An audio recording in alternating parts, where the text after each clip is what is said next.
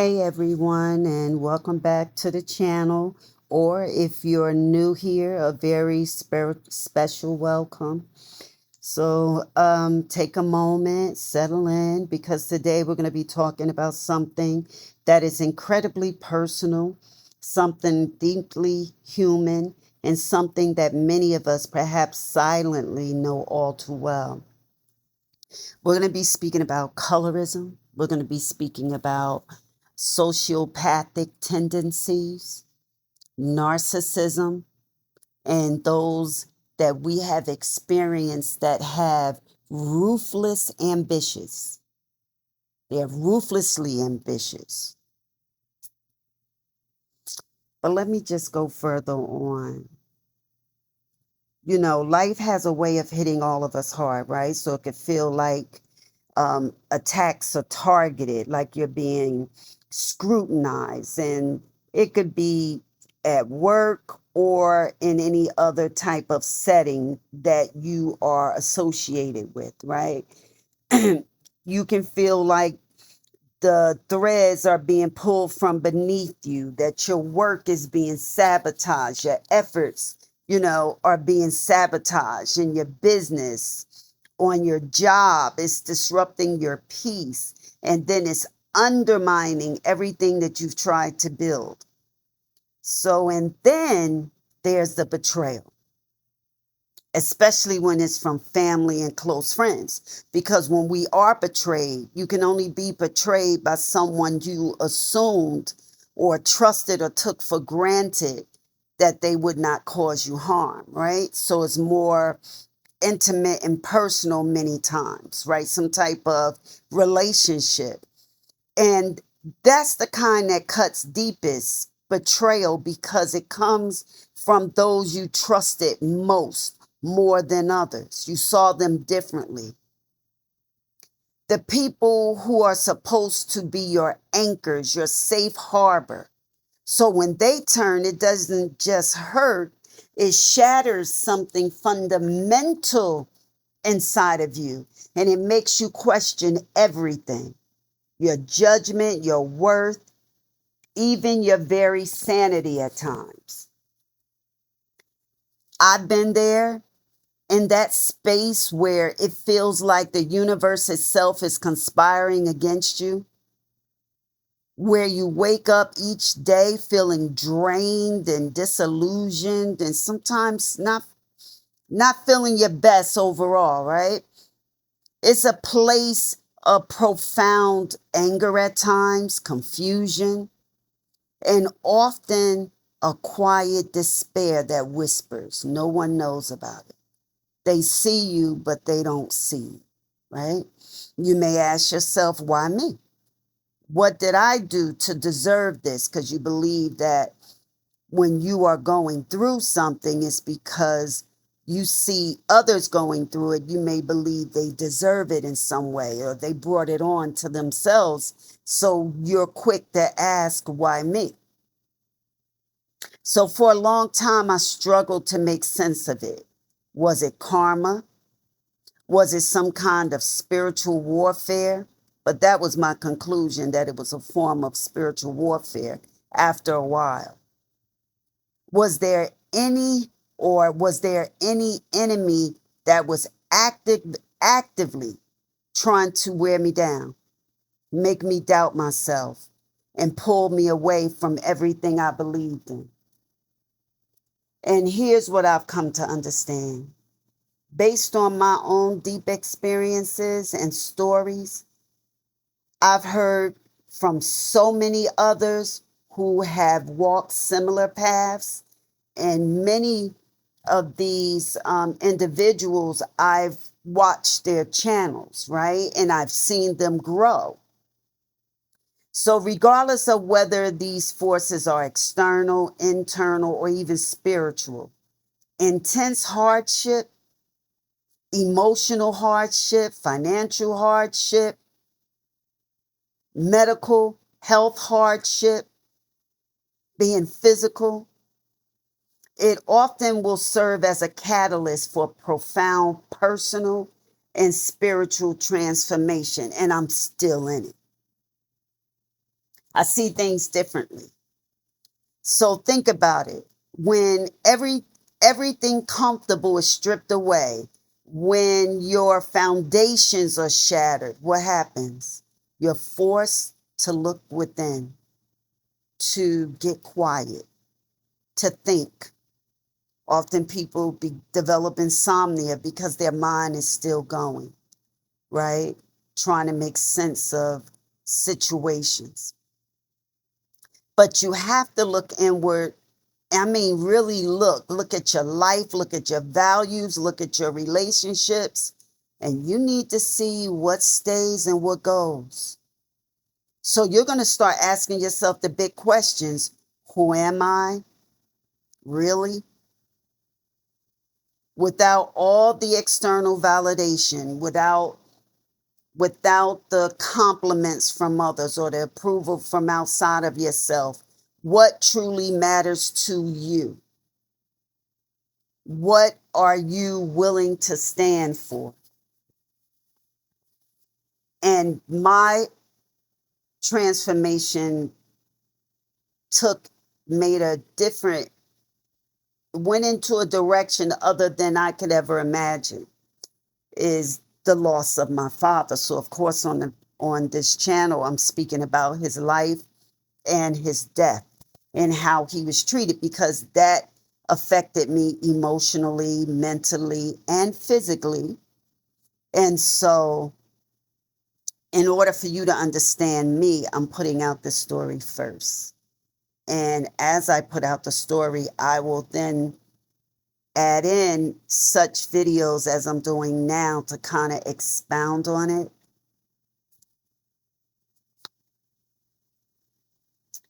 Because for me, it wasn't just about surviving. Okay. My father has passed, right? Those that harmed him got away with murder, basically. But now I'm left to rebuild brick by brick. How do you rebuild when there was an injustice done to you and you've never received what you needed in order to heal? Do you stay stuck and keep complaining or falling apart? Or do you start building brick by brick from a place of a deeper wisdom? So it forced me, my situation forced me to reevaluate everything. Reevaluate those betrayals and those betrayers, the individuals, not just what they did, but who did it. Oftentimes we've seen the signs that a person really wasn't in our corner, but we've opened up too much, right? Too soon. And this teaches you discernment. You can learn discernment from many things, but betrayal can definitely teach you discernment, because betrayal is also sabotage that's being committed against you, right? It forces you to find new paths, new ways of doing things. For me, I didn't want a promotion or anything. I just wanted to retire because I needed to find a new path. I needed to deal with this grief in a productive way. I needed to heal because I realized I'm going to be living a life without justice. So God would have to give me divine justice for me to heal. So here comes a channel, and now I'm putting out information.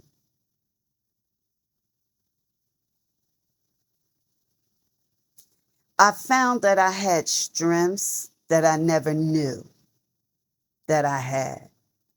And I believe my strengths was built on me praying, reading my Bible, exploring my ancestry, who I am, where I've come from, spirituality in general, learning from different spiritual systems.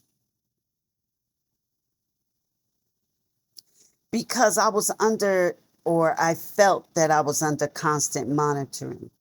Well, that came to be really true, but I haven't gotten that far in the other videos as of yet.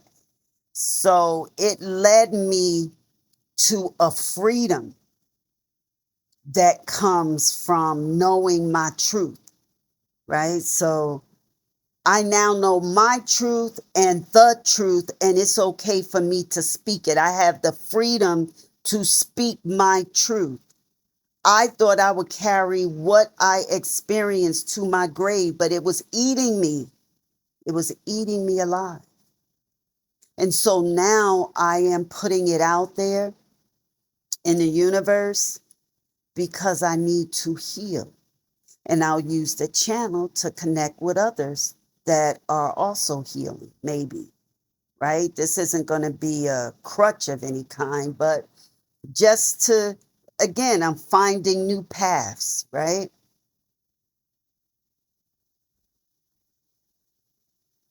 Once you know that you're unshakable to a certain extent, no matter who is watching, you can be authentic. You can feel the confidence. You're not developing or being overtaken by fear of what someone else would do or could do, you know? This journey is definitely not easy. It could be messy, painful, and it leaves scars when you're healing and transforming. Unless you just wake up, nothing was ever wrong, and you're just transforming, that's one thing. But when you are transforming based on injustices and harm, it does a toll. When you do heal, it leaves scars. But these aren't just scars of trauma. They're becoming maps of resilience, you know? It's the marker of growth. I have survived this, and my character is showing that I've grown from this, right? It's a deeper of a deeper purpose. You know, your scars show you that you've been through the fire, but you're still here. I had to recognize I'm still here. I can't stay there. I can't stay back in yesterday, right? So I need to really deeply heal. And I was able to get the assistance that I need to start me on this journey. I was able to study and read different, again, spiritual systems, meditating, time to myself, reflecting, going within.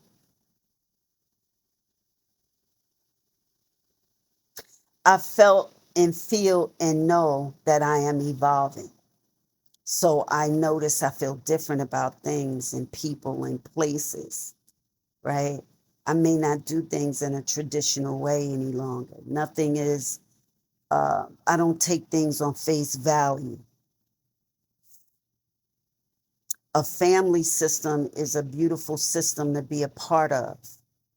But when you need to walk away from the system, you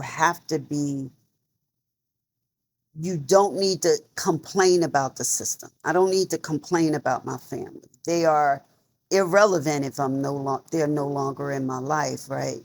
For whatever the reason, I've walked away and distanced myself because I'm seeking divine healing, right? Because I've never received justice to heal.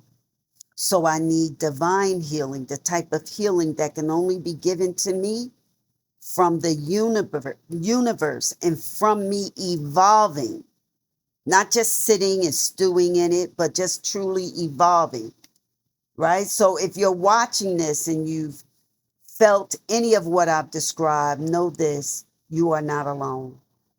Your experiences, however isolating they might feel, are part of a universal human story of struggle and cruelty, but also of transformation. You know, your pain does have a purpose. That may seem so simple, so general to say, but you do. You know, even if you can't see it clearly yet, It will force you to shed what no longer serves you. Once you start cleaning up what's outside of you, you're going to redefine yourself. And then you're going to step into a power you never knew you possessed, because you no longer have the influences that are affecting, or that have, they're in such proximity to you that they really can influence how you feel and how you think. So for me, to you, if you're ready to explore how to turn those deep scars into a deeper purpose, if you're looking for a community that understands this journey, and if you believe that profound challenges can lead to profound growth, then I invite you to join me. So hit that subscribe button right now, and let's walk this path of transformation together. So share your thoughts in the comments below. Have you experienced moments like these? How did you find your way through? Right? I'm not ending this video as of yet. I have more that I feel that I need to say, because I'm looking at what I have endured, right? And I believe, you know, to accurately summarize what I felt, or my core ideas regarding a spiritual battle or a trial, right? So when you're going through those things and you believe you're going through a spiritual battle, the aim of the negative forces, be it a person in flesh and blood, or spiritual entity, or whatever you believe that it is, negative energy sent your way. The reason for it is to cause you distress, disrupt your peace, sow discord, undermine your faith, and that's definitely a topic we're going to need to talk about, and also to erode your well-being, to see you get sick, to see you not be able to function to where you can be successful. You know, you're no longer competition. You're no longer as beautiful as you once were. You're wearing your stress, you know, on your face and on your physical body, right? And these manifestations, be it in work or in business or family, this could look like sabotage. They're blocking your progress. They're trying to cause, or their presence or their actions are causing financial hardship, or likely to cause financial hardship. And they also will do this by ruining your reputation. They wish to damage your reputation. So in our personal life, it may manifest as a betrayal by our loved ones, right? Targeting relationships that we're in, targeting trust that we have. And it also targets the emotional security that we have in a family, in a marriage, in a relationship.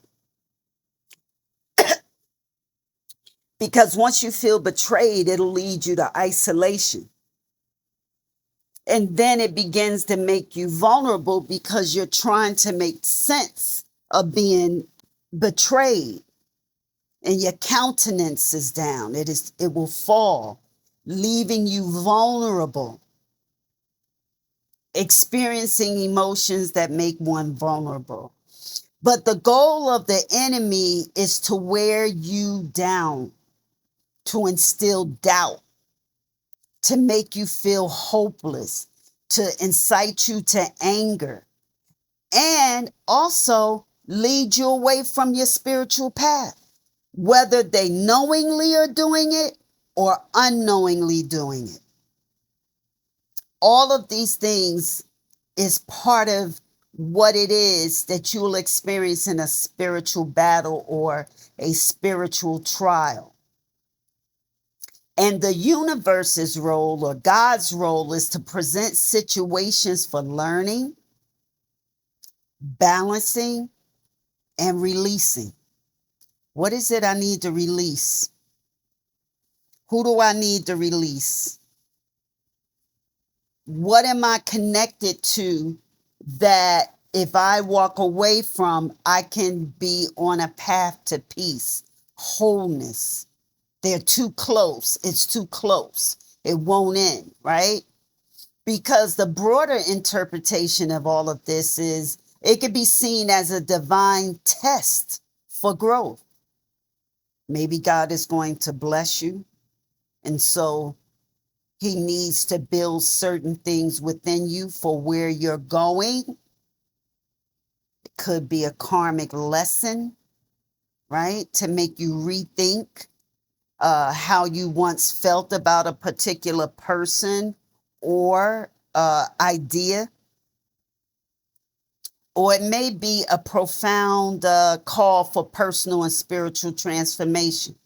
And that's the latter, which was for me, right? I'm not sure if God was testing me for growth, but it definitely was a call for me to transform personally and spiritually. Because these perspectives offer a framework for understanding difficult experiences beyond just their immediate tangible efforts. Because when you're in it, it's hard because you're delving, for someone to say, oh, trouble don't last always, or you'll get over it. You have to delve into the deeper meaning and the potential purpose of it from your viewpoint, your spiritual viewpoint, irregardless of what someone else says that's watching from the outside. They may mean well, but ultimately you have to see it from your own viewpoint in order to grow. You can't let someone else define it for you. Oh, you're going through this, you think it's karma. You're going through this because maybe you did this and it may not be.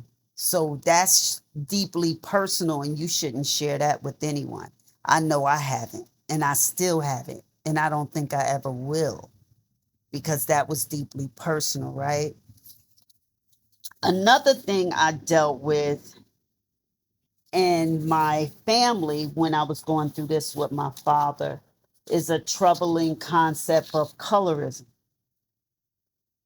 Right? So in my case, I was the lighter skinned person, right? And so I had relatives that I did not ever pay attention to until they felt as though I was vulnerable, that they began to feel more comfortable saying whatever they wanted.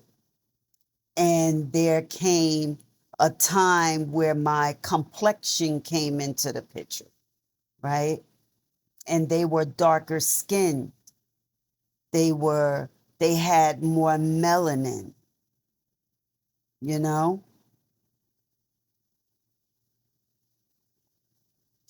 But colorism is colorism no matter if it's from the darker hue person or the lighter hue person, right?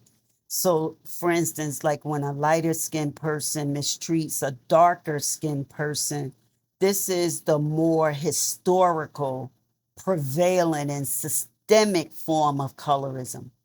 Is directly rooted in the hierarchies, established by white supremacy. And it often involves projecting negative stereotypes. Oftentimes, people of darker skin are denied opportunities or they're devalued because their skin is darker, irregardless of how beautiful they are or how intelligent they are. And it will determine their self worth. And this mistreatment reinforces existing societal power structures that benefit lighter skinned individuals, right? And when a darker skinned person mistreat a lighter skinned person, this is also an act of colorism. While it doesn't typically carry the same systemic weight or historical context as the former, right? It is still damaging and is prejudice. Now, I felt that it came from some type of resentment. I felt that it came from a place of pain because it was said to me in anger. It was said about me in anger, and from the darker skinned individuals who it was more of them than me. And so maybe they had felt that they experienced colorism themselves, right? Or maybe because my father my father and I had a very close relationship, a very strong bond. Maybe they felt and they witnessed that because I had a mother and father that I grew up with. Oftentimes, it could be that individuals can see the fact that she has her father, right? So, and maybe she has her father and he loves her so because she's light skinned, you know? Sometimes people think like that and they want to see you hurt. When my father laid in the hospital bed, my cousin kept saying, "You're going to need this visit more than we will."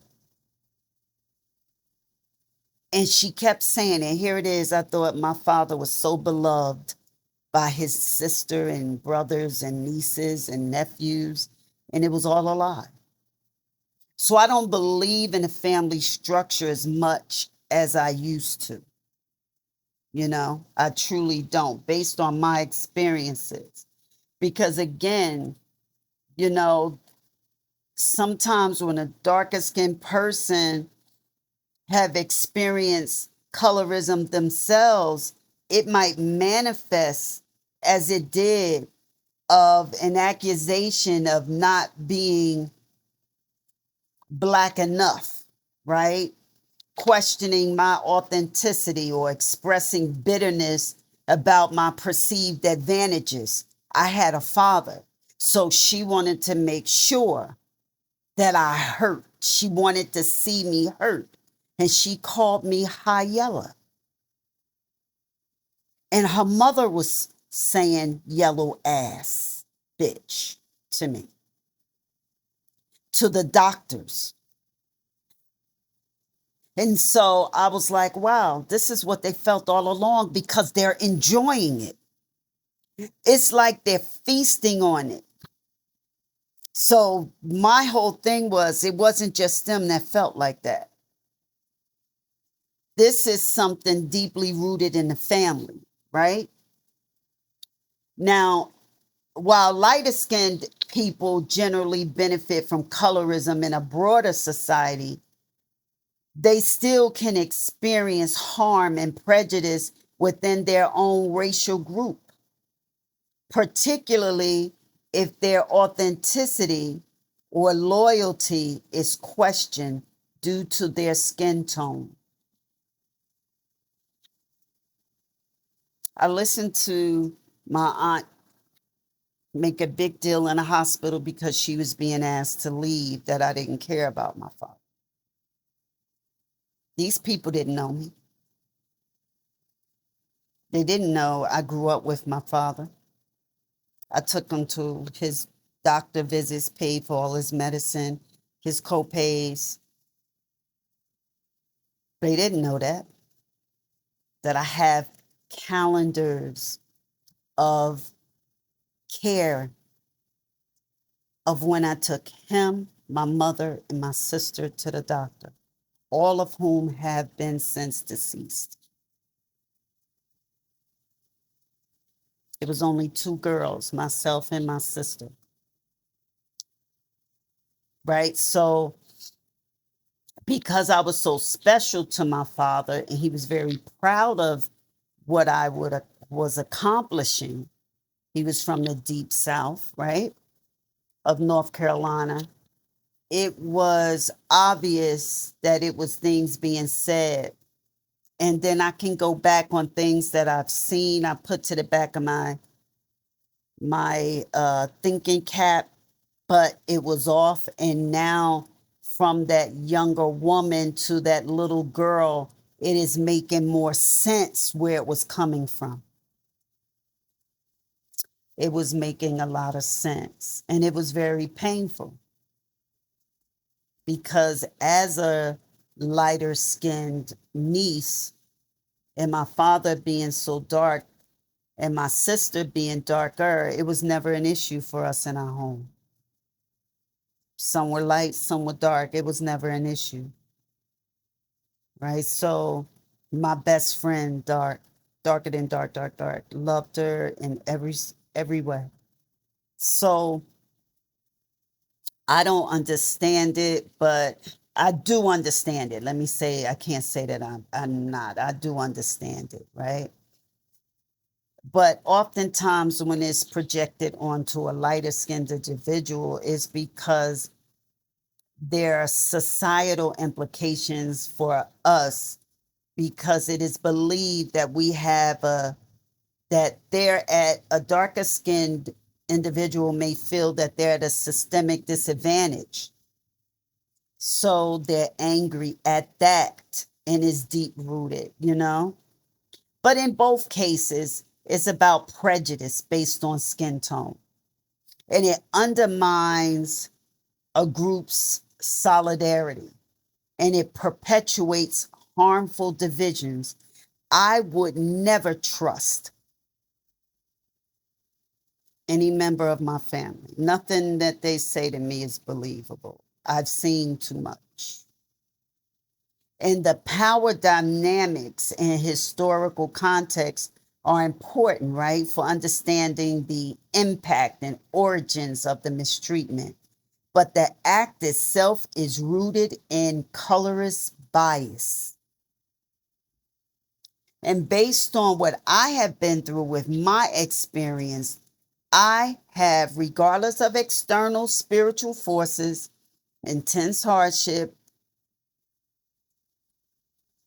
everything served as a catalyst for profound spiritual and personal transformation.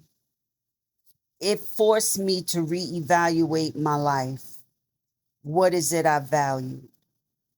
The relationships that were in my life and the future relationships that I would allow in my life, right? So I just take a look at all of that, you know, and see things for what they see things for what they are in regards to colorism. Because I want to go a little further. When colorism is in families, that is a very painful reality, because it is. I'm learning so much more that is actually in families.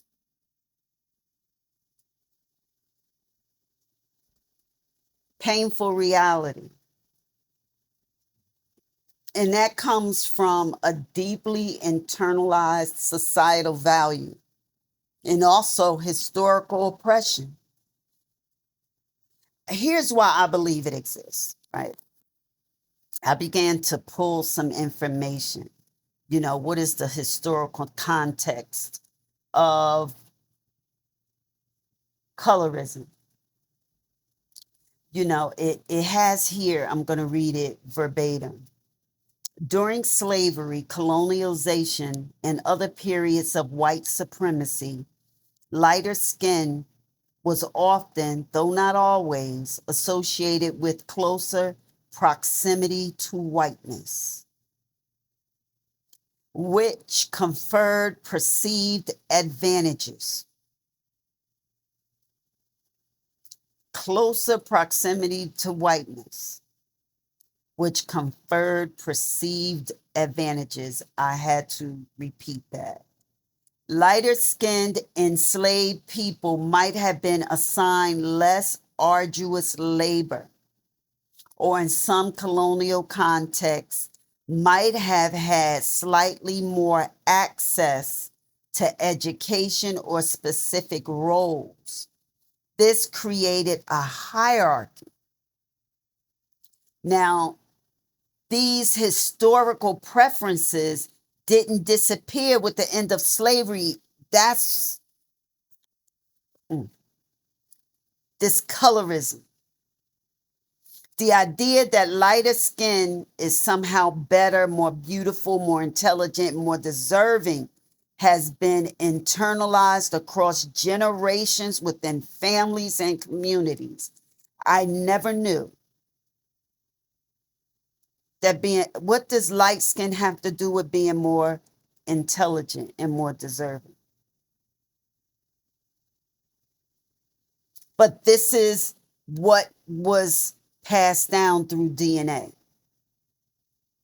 And the media also plays a role too, because historically and even currently, lighter skinned individuals from marginalized racial groups, Black, Latina, Asian, are often overrepresented in media as the standard of beauty, success, and desirability. And this could further reinforce these internalized biases. I was paying attention to the news media, men and women. So socioeconomic advantage is perceived in opportunities due to color of skin, determined by the amount of melanin in a skin. Because it's been shown and proven that lighter skinned individuals within certain racial groups, Black or Latino, especially in the US, can sometimes experience better socioeconomic outcomes, receive lighter sentences in the justice system, or face less overt discrimination in housing and employment compared to their darker skinned counterparts and family members. You have parents that are showing favoritism to children based on color of skin. Although this is not universally true, it varies by context. But the perception of such advantage can lead families to value lighter skin. And so, because my father was there for all 7 of his kids, and I was the youngest. So I had a brother younger, but I just hung around him all the time, just wanted to go wherever he went. And he would take me over to his sister's homes and he would visit each of them. And I was always right there. I did not know that they were looking at me when I left, because he would check on his sisters because their men weren't shit. They had girls, many girls. So he would come and he would pass off money, whatever he could. We didn't say anything to my mother, but I think my mother knew. Every Saturday he would check on his sisters. And here it is. At the end, none of his sisters gave a damn to check on him. None of them. And they probably more looked at the simple fact that he shows up and I'm always there. So now I look back, they may not have even been comfortable having certain conversations with him. But I grew up and never was mistreated by my aunts or uncles, never once. So for all of this to happen for me, it was a shock to my system. because there are parents who consciously or unconsciously will prefer and favor lighter skinned children, believing they will have an easier path in a colorist society. Instead of favor, maybe it should have been a discussion. A discussion should have been had with the children having input. That's just that's just how I feel. Because families are often the first place where these biases are taught and learned. And that's where I felt when my aunt was calling me a yellow BIT, my cousin was calling me high yellow, and my cousin was liking the fact that my father was dying and was eating it up. And I'm looking like, oh my God, everything was a lie. Everything was a lie. Now I'm trying to make sense of my father being in a hospital bed and everything else. Everything is hitting me from all areas: family, work, spiritual, rethinking my spirituality as a Christian, listening to and seeing how pastors, Christian pastors, all faith shouldn't be put in them.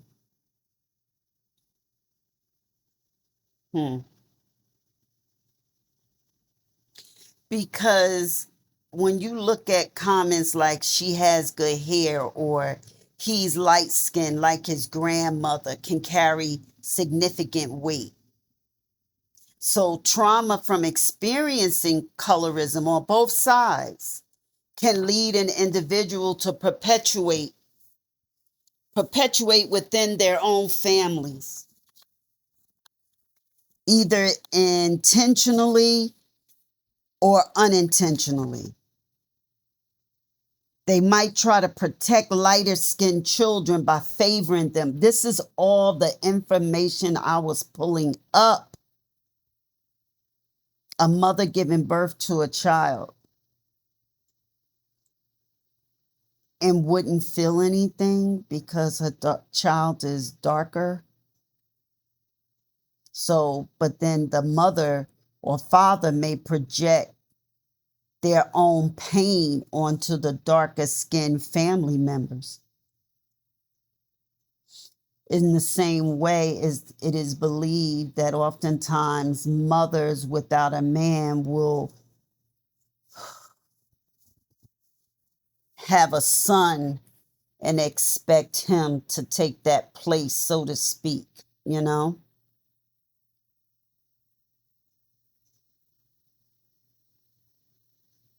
So a parent can project their own pain onto the darker skinned family members, and it can be reversed. Because the specific manifestations and intensity of colorism can vary significantly across different cultures and regions. India, Latin America, especially Cuba, Brazil, and other parts of Africa as well, each have unique historical roots and expressions due to colorism. While the specific form of colorism linked to European colonialism and racial hierarchies is more recent, the last few centuries, preferences for certain skin tones or features, they were just, how can I say it? They were definitely based on,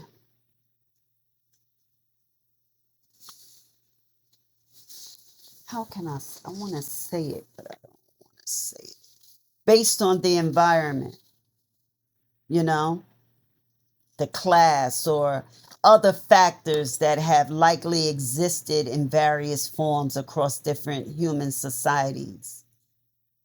For example, in the agricultural societies, farming communities. Darker skin might have indicated a working class status, more time spent in the sun, while lighter skin staying indoors might have been associated with nobility. They're wealthy, or they're definitely coming into something. They got something, right? They don't have to work as hard.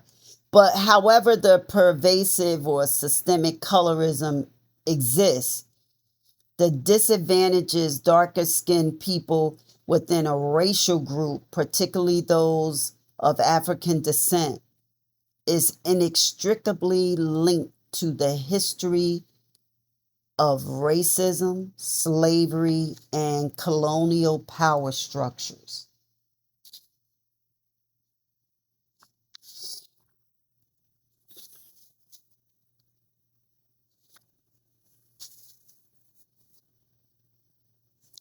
I also want to speak about these, as I bring these up,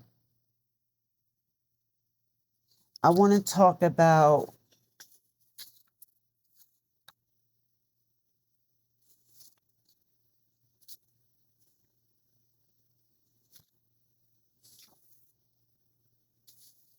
I want to speak up about people in my story concerning my dad.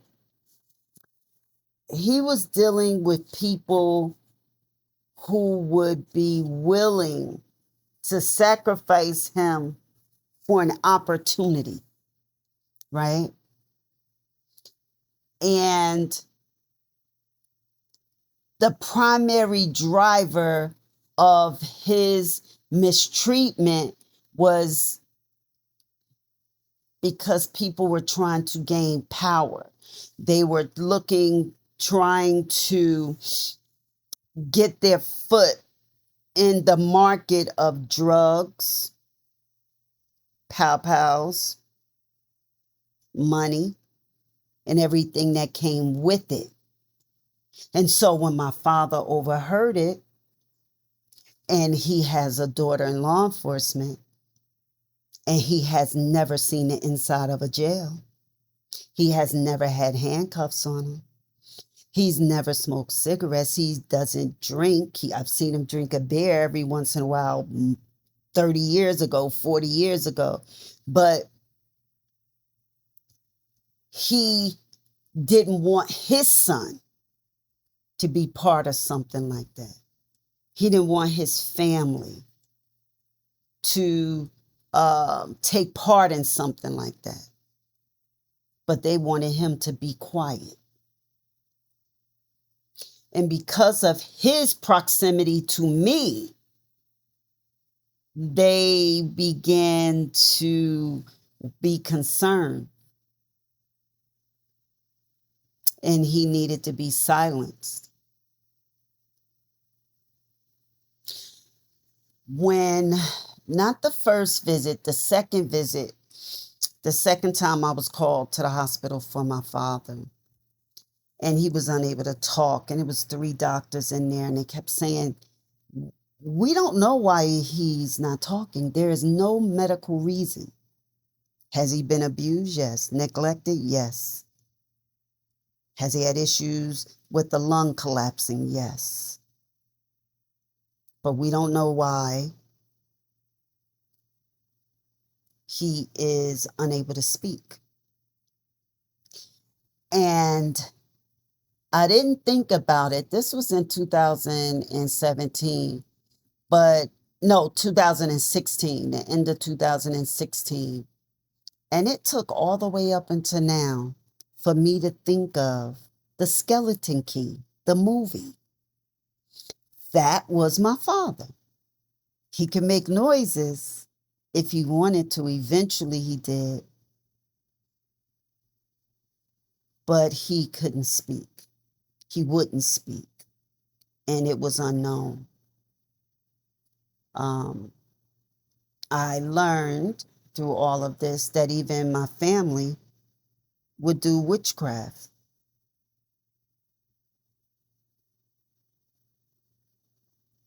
And the reason my cousin tried to explain it to me that it's just herbs and, no.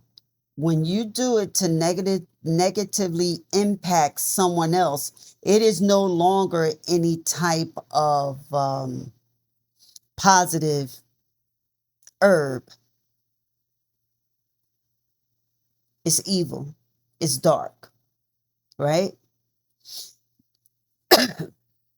So I looked at that, and based on what my father overheard, it began to it began to speak to their severe distortion of their priorities.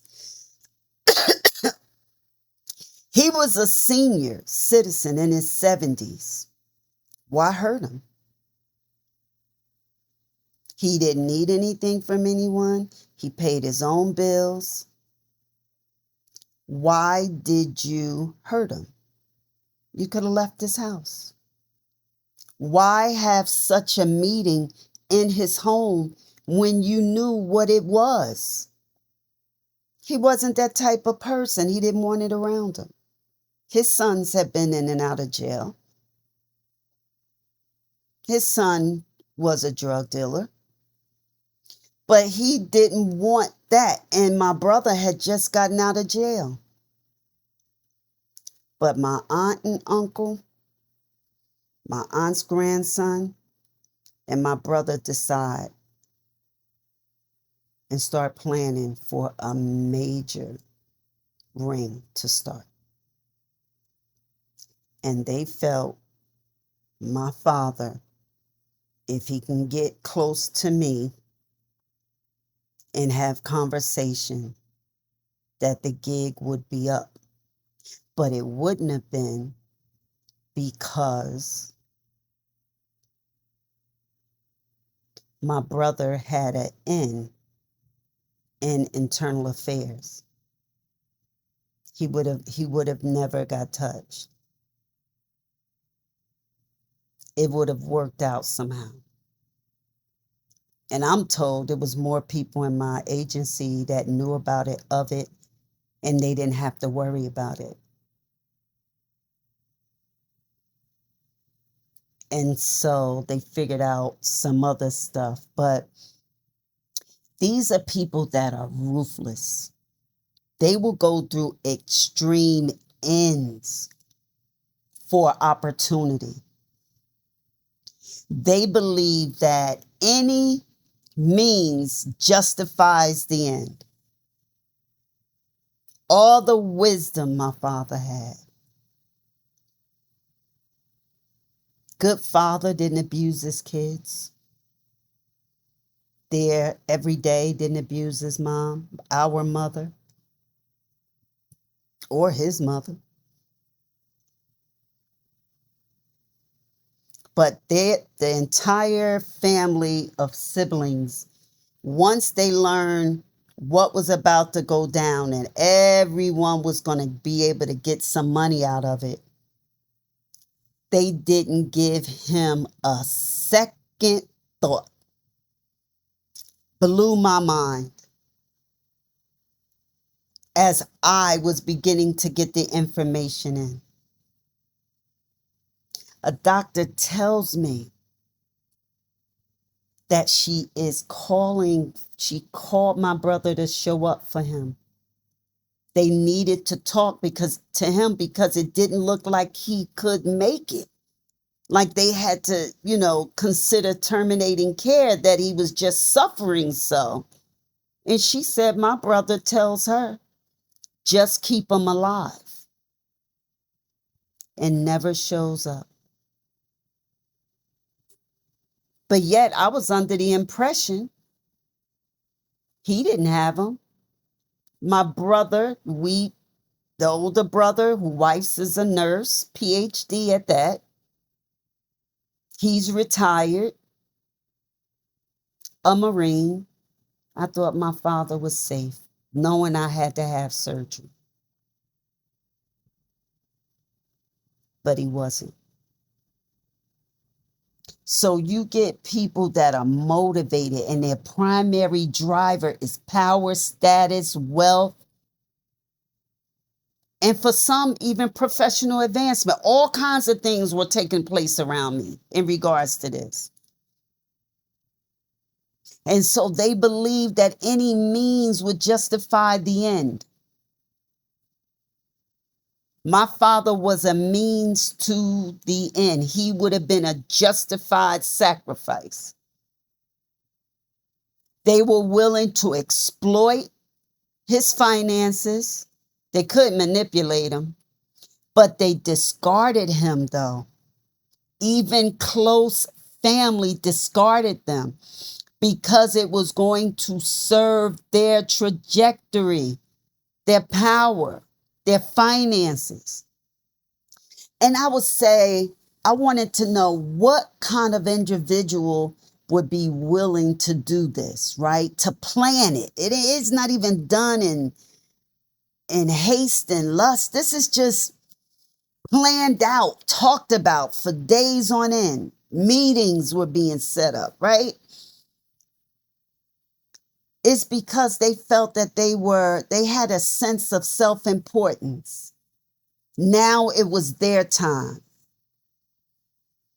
They had a profound lack of empathy. Malignant tendency. That's a malignant tendency. And they had an excessive need to be admired. They wanted to be part of the in crowd. They wanted outside validation. They wanted to be accepted. And now they were getting their hands on something that was supposed to change everyone's life. They viewed my father and definitely me, their family. My father was their family, as a resource just to be utilized. He was going to be a resource. He was the means to the end. He was justified.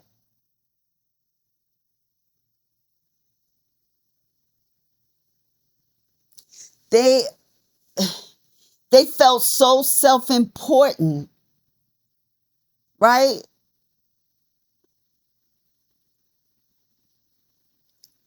They felt so important that my father was just simply a resource. Taking and spending his money, aunt buying cigarettes with it.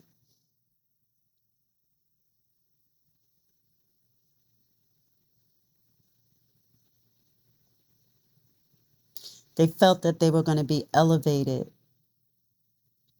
So they were perceiving their superiority before their egg hatched.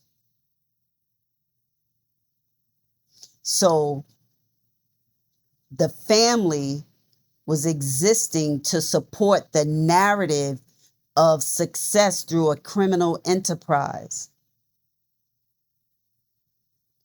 And my father was a hindrance, and so was I. So we were disposable.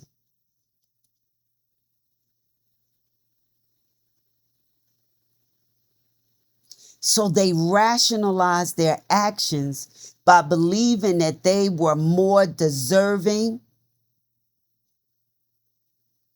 and that their success will ultimately benefit everyone. Everyone was going to get theirs.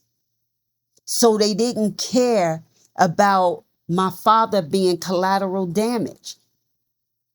And that's what I named, put in the title of this video that I uploaded to go out on tomorrow, September 20th of 2025. They rationalized he was just collateral damage because he was going to hinder them being as successful as they may have hoped. And they felt that they were more deserving to have what they had their sights set on than he was deserving to live. That's a narcissistic personality with malignant tendencies.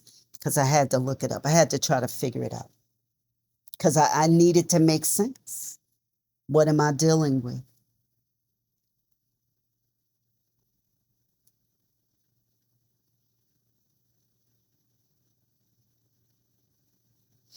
And then I looked at an individual that would have total disregard in the violation of the rights of others. They don't care about laws. Laws apply to everyone else, but not to them, depending on the circumstances. A lack of empathy, remorse, or guilt from my coworkers, my internal affairs division of different departments, judges. My dad was just collateral damage. He was old, diabetic. He just took pills. But he can just go ahead.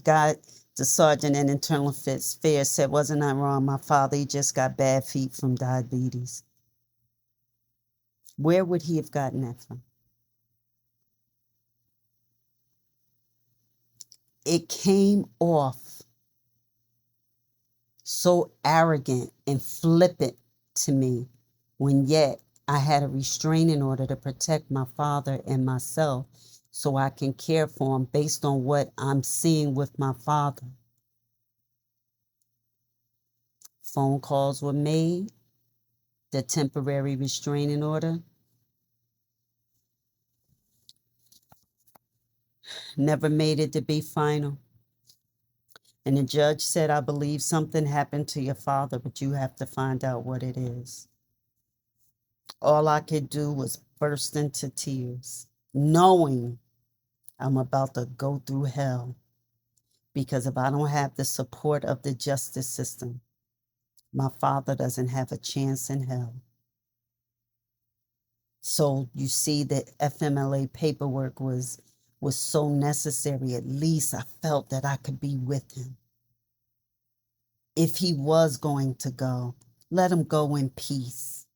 Let me be at peace. I couldn't even enjoy him. We had some good moments, but I felt bad for him. You know, that a disregard in rights of an individual. The hell with victims' rights. The hell with elder abuse. The heck with aggravated assault. The heck with everything. We don't care. We're going to benefit somehow.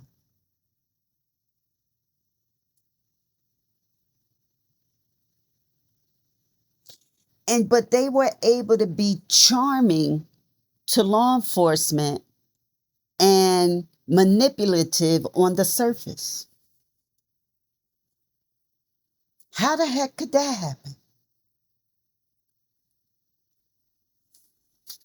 Criminal histories all around. So it just, even though I didn't want to believe law enforcement was participating in it, they needed to come to full fruition. And it may have had other people in law enforcement had something else going on. I don't know. But it's fitting. All of the actions is lining up that way. My father is completely unknown. A simple country man stayed off to himself, was about his family and his wife.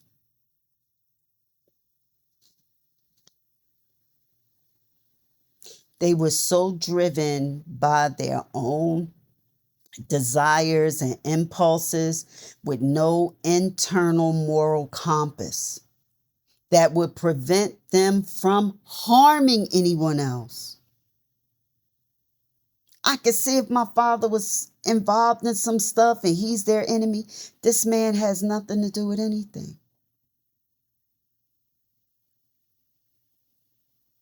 And it showed me that family bonds and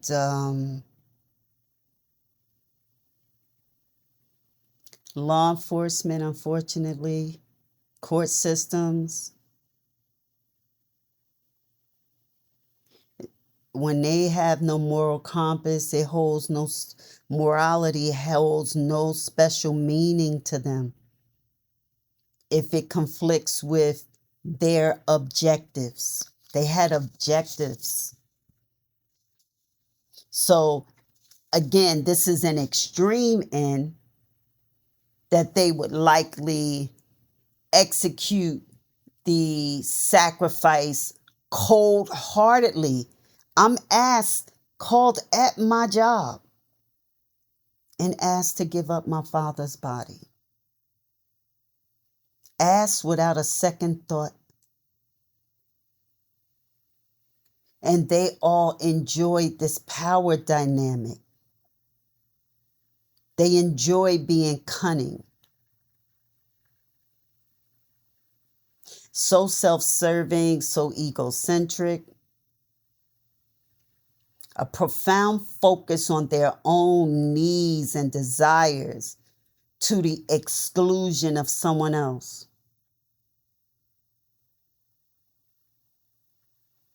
Their self-interest is so overwhelming that it blinds them to the humanity or emotional impact on others. They can't see it.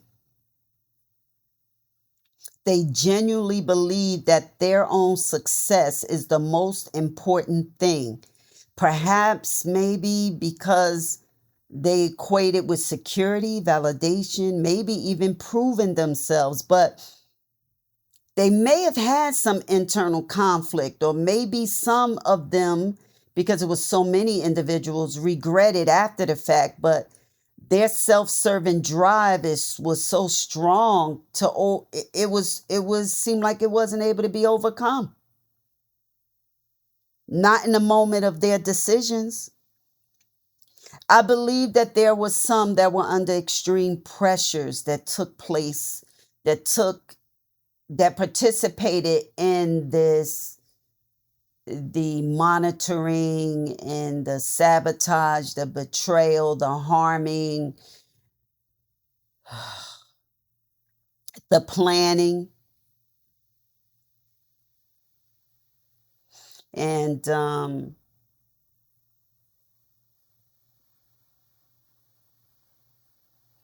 so they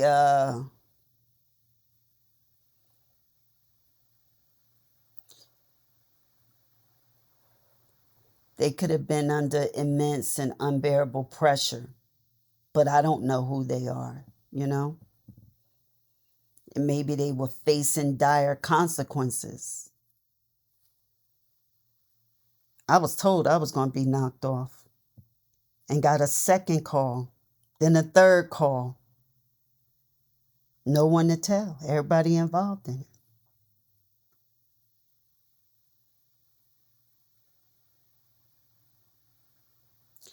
And they feared, I think there may have been individuals that was facing dire consequences, you know? Maybe they didn't want to end up like my father. So they were forced to make choices they normally wouldn't. Or if you're getting it and you're in law enforcement, you're getting it from up on high, you can't get involved with it, you can't say anything, or you can't work against it. I gave a statement, all of a sudden it disappeared off the electronic system in the interview room. I'm not even in that area. Everything is locked. But it was said that I possibly went in and I took it myself. Now, why would I do that if I'm looking for justice for my dad? Because that video was very damning. That wasn't the only video I gave. They were making a complete joke of me, and I knew it. I was trying to prevent catastrophic personal loss of my father.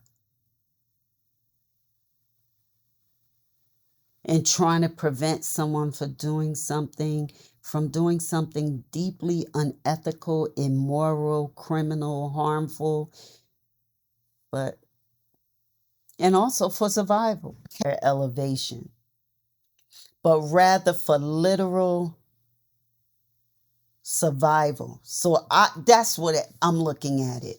Or to avoid ruin, literal survival, and the fact that maybe someone was so desperate and they were losing everything. But sacrifice is a deliberate choice for gain, you know? So the internal moral compass is either non existent or severely damaged. Your moral compass can be damaged by what you have learned and involved yourself in.